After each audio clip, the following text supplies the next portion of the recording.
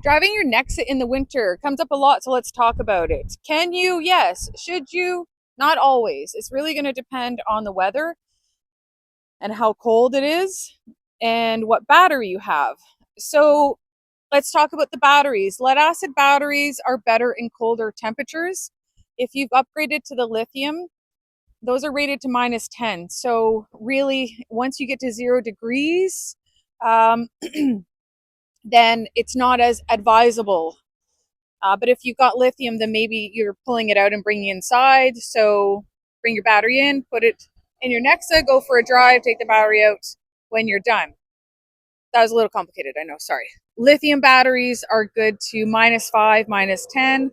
Lead acid, you can go in colder temperatures. But how do the units themselves handle? Well, the lead acid is heavier by about 200 pounds. So you're going to find that you will slide a little bit less.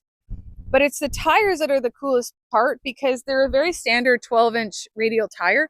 And these can be upgraded very cheaply, actually. You can get tires for these off like Royal Distribution, um, tons of suppliers online. And they should be like maybe 50, 60, maybe 70 bucks each. They're super easy to replace. Any mechanic can do it if you're handy.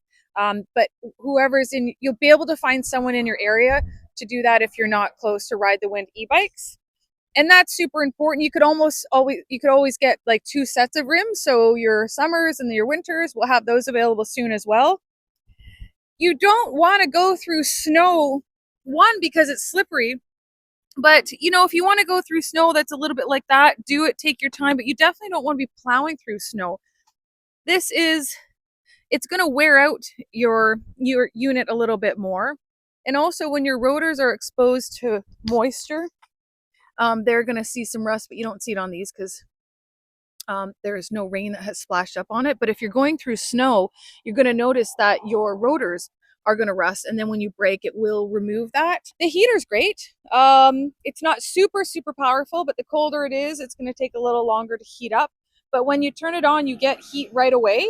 But you got to, again, depending on how cold it is, will depend on how long it will take to heat it up.